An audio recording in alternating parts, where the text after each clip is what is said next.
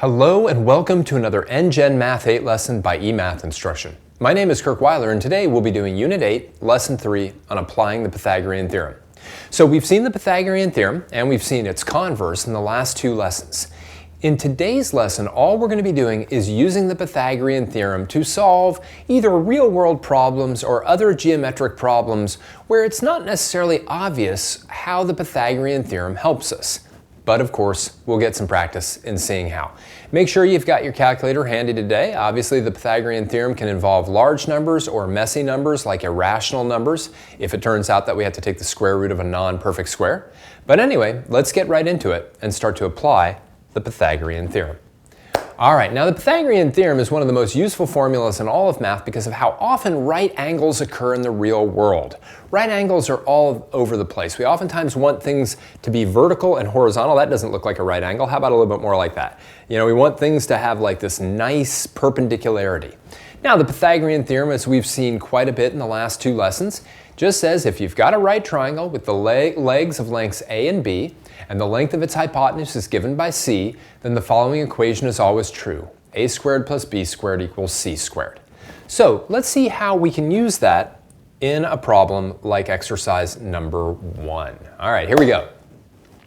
A 15-foot long ladder leans against a building such that it reaches a height of 12 feet.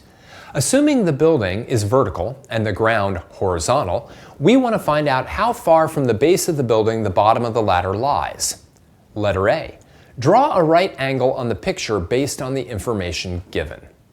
All right, so in order to use the Pythagorean Theorem, we must have a right triangle. And in order to have a right triangle, we have to have a triangle that includes a right angle. So pause the video for a moment right now and put a right angle in where you believe it should go in this picture. All right, well, because they said that the wall was vertical and the ground was horizontal, there is our right angle. Okay? Now, that of course means that what we have is we've got this right triangle. Right? We've got that right triangle. And you almost always want buildings to be perpendicular with the ground. If you don't have them perpendicular to level ground, then you get something like the Leaning Tower of Pisa, which is inherently unstable, except apparently in the case of that building, which I think is still unstable. Anyway, let's take a look at letter B.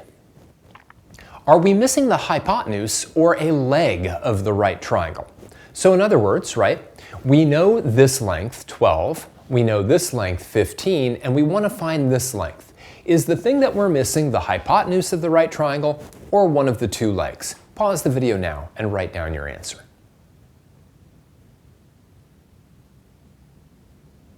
Well, it's one of the legs, right? And it's one of the legs because the hypotenuse, specifically in this case, is that 15 foot or that 15 feet. So we're missing a leg, right?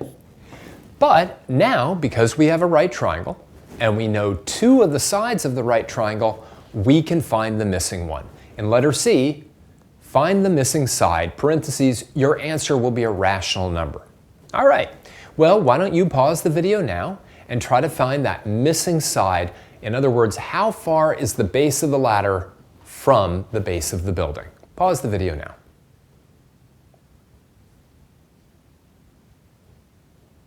All right, well, I like to call a missing side the letter A if it's a leg. All right, so I don't know what A is equal to. I'll call the 12 my B, and my 15 has to be my C. The hypotenuse must be C. It's got to be the thing all by itself. So here we go, right? We have A squared plus 12 squared is equal to 15 squared. All right. 12 squared is 144. 15 squared, let me move these, is 225. Let me check that though. Something seems wrong about that, but I think it's right. Yep, 225. Since I'm solving for one of the legs, I have to do this subtraction first. All right. This one I think I'll do in my head. A squared is equal to 81.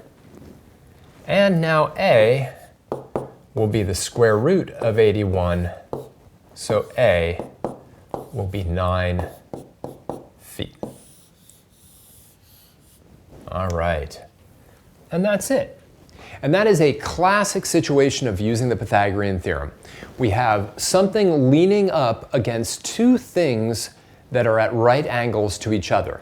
The thing that is leaning is almost always the hypotenuse, and then those two are the two legs, those distances. All right, classic application of the Pythagorean theorem. Let's take a look at another one. All right, there are tons and tons of applications. There are many situations that come up in the real world where right angles get involved. The cardinal directions of north, south, east, and west are really excellent examples. So north, right, the direction of north is perpendicular to the directions of east and west, right? East is perpendicular to south. All right, let's take a look at how the Pythagorean theorem gets involved in something like that. Exercise number 2. A car starts by driving north for 8 miles and then drives east for another 12 miles before stopping. Draw a diagram of this scenario and determine the straight line distance from the car's starting point to its ending point. All right, now I kind of left something out in this problem. The answer to this problem is going to be an irrational number, so we're going to round our final distances to the nearest tenth. What I'd like you to do, though, is try to draw a picture of this scenario and see if you can find that straight line distance from the starting point to the ending point and round your final answer to the nearest tenth of a mile. Pause the video now and see what you can do.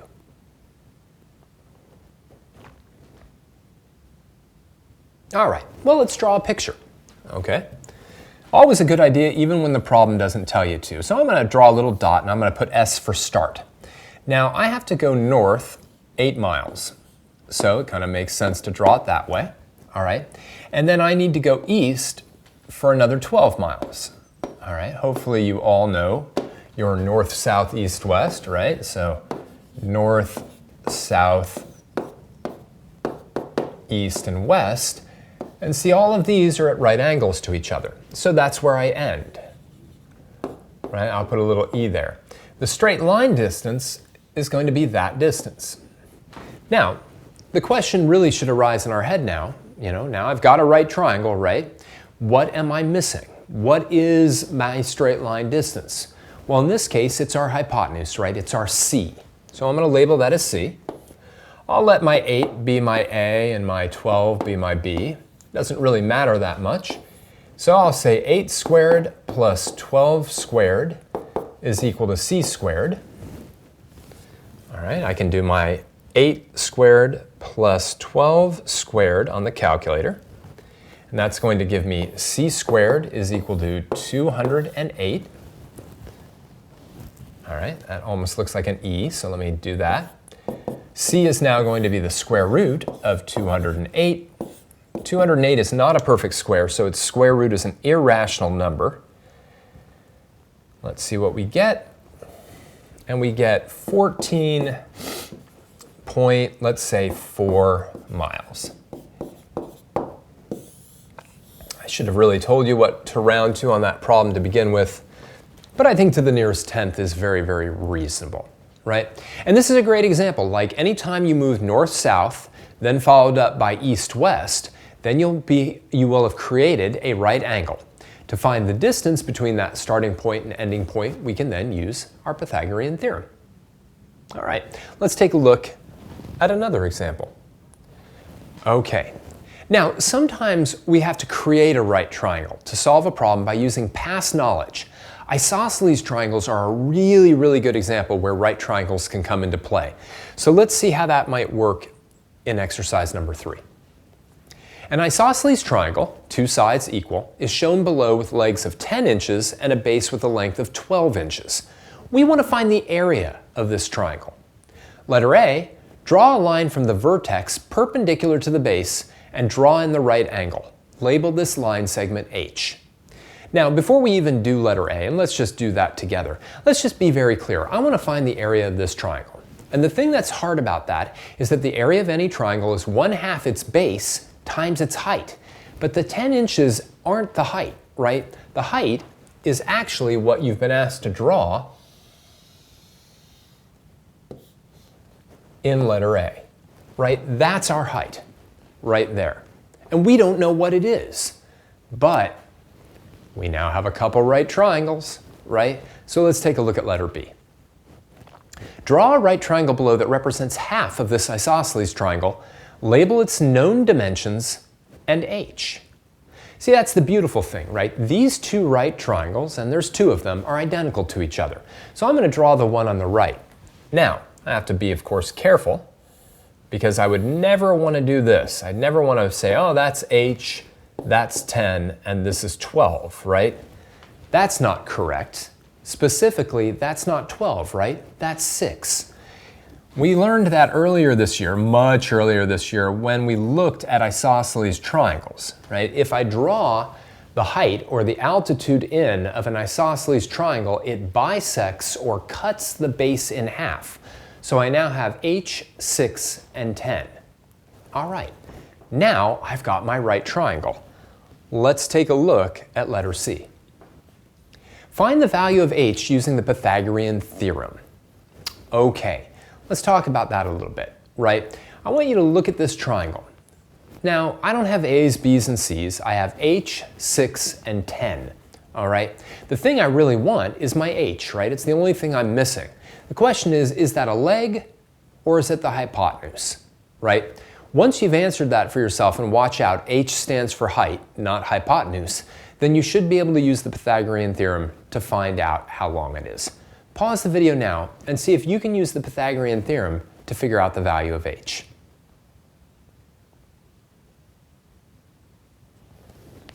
All right, well, let's take a look.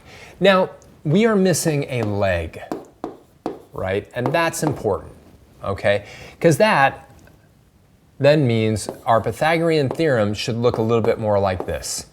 H squared plus 6 squared equals 10 squared. And again, let's pause for a minute and talk about this, because up to this point in time, I have exclusively used A, B, and C, all right? But really, what's the important part? The important part isn't whether we call them A, B, or C. It's the fact that the number by itself over here has to be the hypotenuse, right? And the two over here, whatever we call them, whether we call them A or B or H or X or Y or whatever, these two things have to be the legs, all right? So I can't have the H squared over here. That would be wrong because we're not solving for the hypotenuse, we're solving for one of the legs. So let's solve for the leg. Here we go, right? I'll have H squared plus 36 is equal to 100. I'll subtract my 36 from both sides. That's going to give me h squared is equal to 64. And now I can find, the value of h by taking the square root of 64. 64 is a really nice perfect square, and that's going to be 8. 8 what? 8 inches. And we now know the height of our isosceles triangle, right? Prior to the Pythagorean theorem, you had absolutely no method for finding the height of an isosceles triangle. Now, you can always find the height of an isosceles triangle as long as you know its 3 side lengths, right? The 2 legs are going to be the same length, and then you've got your base, all right? And of course, let's now answer our fundamental question, right? What's the area of our triangle? Well, we now know the base is 12. We know the height, which was lost a little bit here, maybe I'll put it right here, is equal to 8. So why don't you go ahead and pause the video and figure out what the area of this triangle is.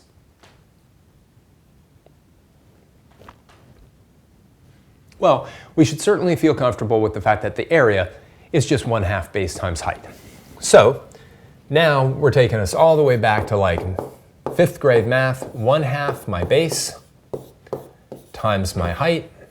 I'm going to find 1/2 of 12, that's going to be 6. 6 times 8 is 48, and specifically 48 square inches. All right, and it's so cool because prior to the Pythagorean theorem, if I gave you this figure and asked you for its area, there would really have been nothing you could have done, all right, if you didn't know the height. Right now, if I gave you the height, well then, great, you just use this formula. But if I hadn't given you the height, then you would have been out of luck because there's nothing you could do with the 10, the 12, and the other 10. It would have been done. All right, Let's keep working with the Pythagorean theorem. Here's another really good example. Exercise number 4. The size of a large screen television is given by the length of its diagonal of the rectangular screen. Samantha wants to know the size of her screen, so she measures its length and width as shown. What size of television did Samantha purchase? Round to the nearest inch. Now this is really cool. Whenever you talk about a television, you'll hear it all the time. They'll say, well, that's a 36-inch screen television, or that's a 42-inch screen television, or a 57-inch screen television, right? Which is weird because televisions are typically rectangular and there's 2 dimensions, this one and this one. But actually, when they talk about the size of a television screen, they are always talking about the length of the diagonal.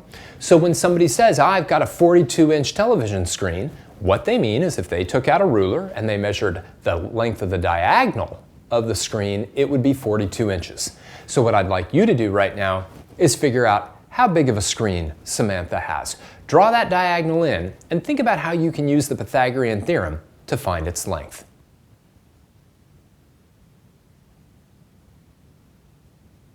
All right, let's do it.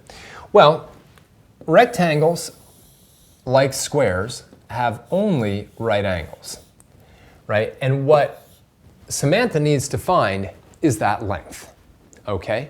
And that is specifically the hypotenuse, right? We've got the 2 legs, right? They're perpendicular to each other, and we want the hypotenuse. So let's see how large of a television screen she has, all right? So we've got 57 squared plus 32 squared is equal to c squared. I really don't want to do 57, whoops, I really don't want to do 57 squared, there we go, or 32 squared in my head, or even on a sheet of paper.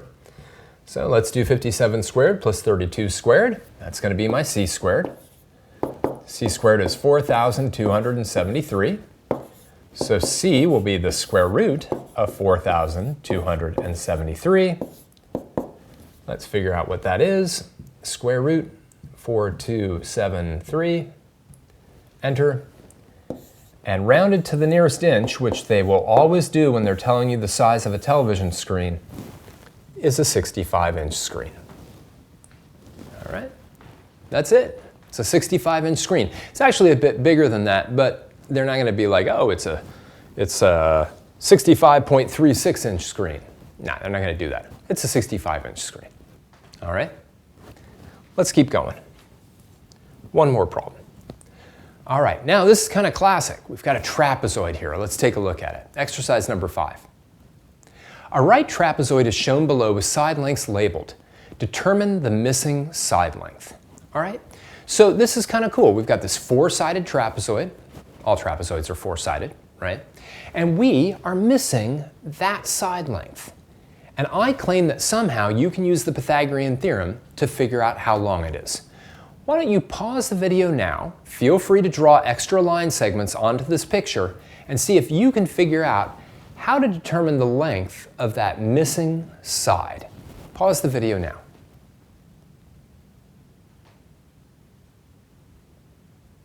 Well, I really need a right triangle, right? And one way that I can create a right triangle is by dropping an altitude like this. Okay? Now, great, but I need a right triangle that has some things labeled, like I need 2 of the sides so that I can get the 3rd side that's missing. Well, if this is 12, then this is also 12, right? So that one's simple enough. But where do I get another side length? Well, I know this is 10. Which means the distance from here to here must also be 10. Right? This has got to be 10, which means this has to be 5. And now I have everything I need. In fact, I'm missing this, right? In this right triangle, I'm missing this particular length, and that is, again, the hypotenuse. So I'll call that c. All right? I can now say 5 squared plus 12 squared is equal to c squared. I'm feeling non-calculator here. The numbers are small enough. All right, that will be 169, and c will be the square root of 169, which is 13, and in this case, 13 centimeters, right?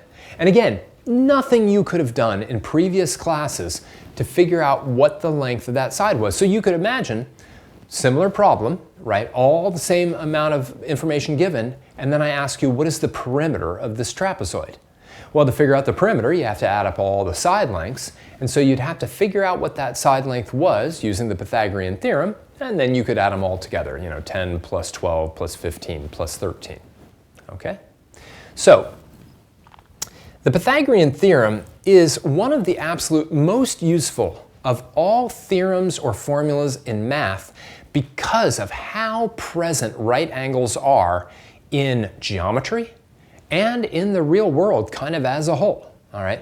Now, we couldn't do every application of the Pythagorean theorem because there are literally millions of them.